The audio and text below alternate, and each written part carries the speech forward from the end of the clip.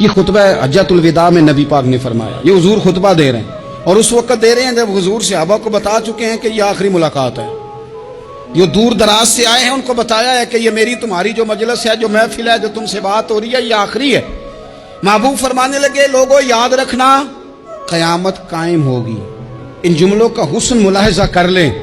فرمایا قیامت قائم ہوگی، تم اپنے رب سے ملاقات کرو گے، اور فرمایا تمہارا رب تم سے تمہارے اعمال کے بارے میں پوچھے گا. یہ خطبہ حجۃ الوداع میں کریم نے فرمایا. صبح تم اٹھے، کیا عمل کیا؟ اللہ پوچھے گا.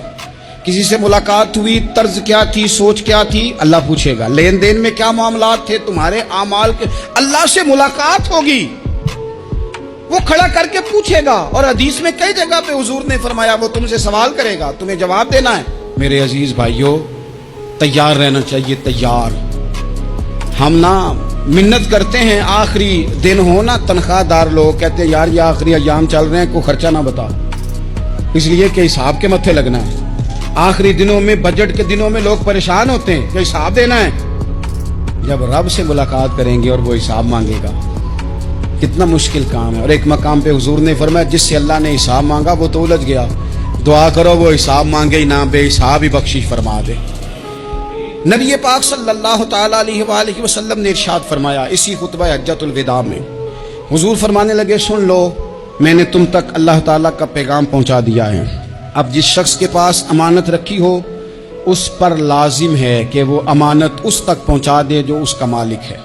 ہم بہت سارے لوگ ایسے ہوتے ہیں ہمارے پاس امانتیں ہوتی ہیں، کچھ بھی نہ ہو تو کچھ لوگوں کے راز کی امانت ہوتی ہے، کچھ بھی نہ ہو تو کچھ لوگوں کی باتیں ہم تک پہنچ جاتی ہیں، وہ راز ہوتا ہے، وہ امانت ہوتی ہے. مجلس کی گفتگو بھی امانت ہے، لیکن ہم امانتوں کا خیال نہیں کرتے، خیانت ہو جاتی ہے. بہت محتاط ہو کر اپنی زندگی میں امانتوں کا خیال کیا جائے. یا ایھا الذین آمنوا لا تخونوا اللہ والرسول وتخونوا اماناتکم وانتم تعلمون.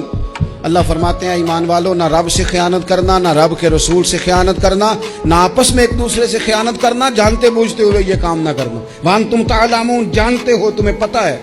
کبھی بھی بددیانتی کا مظاہرہ نہ کریں اپنی زندگی میں، کبھی بھی.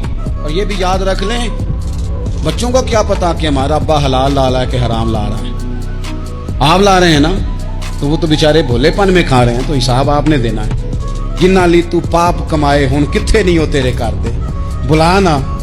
تو بچوں کا تو یہ معاملہ ہے بھائی، اللہ ماشاءاللہ کہ وہ وقت پہ ہی شادی کے 10-15 دن کے بعد ہی ان کو پیغام مل جاتا ہے کہ اگر ہمارا علیحدہ گھر ہو تو میں مرضی سے سجاؤں، تو میں مرضی سے سواروں، تو میرا کوئی مطلب اپنا سلسلہ ہو. تو بڑے ٹائم پہ ساری باتیں شروع ہو جاتی ہیں، وہ تو معاملہ ہی بالکل اور ہے.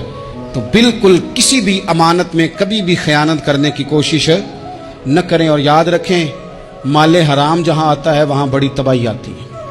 جہاں لوگ بددیانت ہو جاتے ہیں وہاں معاملات بڑے خراب ہو جاتے ہیں. اللہ تبارک و تعالیٰ دیانتداری کی توفیق عطا فرمائے. حضور نے خطبہ حجۃ الوداع کے موقع پر فرمایا میں نے آج جاہلیت کے سارے سود ختم کر دیے.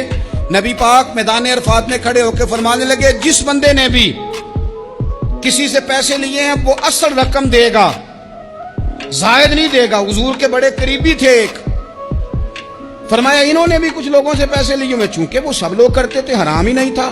فرمایا میں ان کو بھی حکم دیتا ہوں کہ یہ اصل رقم وصول کریں گے، کسی سے ایک پائی بھی زیادہ وصول نہ کریں گے. نبی پاک صلی اللہ تعالی علیہ وسلم نے خطبہ حجۃ الوداع میں ایک باریک بات حضور نے بھی، یہ آپ نے ضرور سمجھنی ہے، بالخصوص جو لوگ تھوڑا دین پر عمل کر رہے ہیں، جن کا لبادہ مذہبی ہو گیا، جنہیں لوگ حضرت صاحب، قاری صاحب، علامہ صاحب، مفتی صاحب، حاجی صاحب، بزرگوں کہہ کے بلاتے ہیں، وہ اس پر توجہ کریں.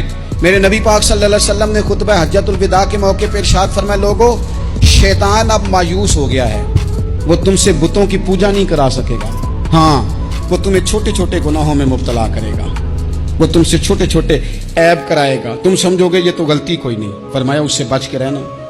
اب وہ مایوس ہو گیا، بتوں کی پوجا نہیں کرا سکتا، تمہیں اپنی پوجا نہیں کرا سکتا، لیکن چھوٹی چھوٹی غلطیاں. ایک مقام پہ فرمایا نا چھوٹا گناہ ہونا تو مومن اسے پہاڑ سمجھتا ہے، اتنا بڑا ہو گیا، اور منافق کہتا ہے یہ تو کچھ بھی نہیں. تو اپنی زندگی کے اندر چھوٹی چھوٹی کوتاہیاں. حضرت سعدی فرمایا کرتے تھے سیلاب اچانک نہیں آتے، پہلے چھوٹا سا سوراخ ہوتا ہے دریا کے کنارے میں، اسے بند نہ کیا جائے پھر بڑا ہو جاتا ہے. پھر وہ ٹائم آتا ہے کہ بند ٹوٹ جاتا ہے، بستیاں ڈوب جاتی ہیں. پہلے چھوٹا گناہ انسان کرتا ہے، چھوٹا، پھر اس سے آگے بڑھتا جاتا ہے اور بڑی بڑی غلطیاں ہوتی ہیں. اللہ تبارک و تعالی ہمیں رائی کے دانے کے برابر بھی غلطی کرنے سے محفوظ فرمائے.